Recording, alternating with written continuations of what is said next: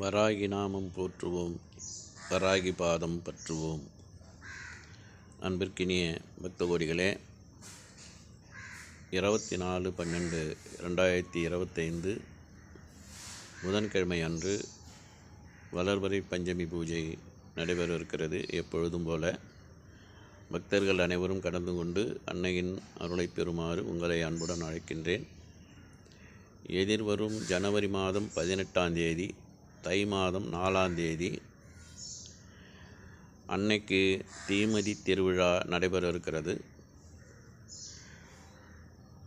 அனைத்து பக்த கோடிகளும் அந்த திருவிழாவிலே கலந்து கொண்டு நிசம்ப சூலினி அருளையும் வாராகி அன்னையின் அருளையும் பெறுமாறு உங்களை அன்புடன் அழைக்கின்றோம்.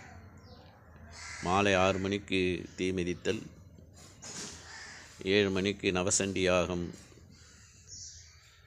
64 யக்ஷனுக்கு படையல் நடைபெற இருக்கிறது.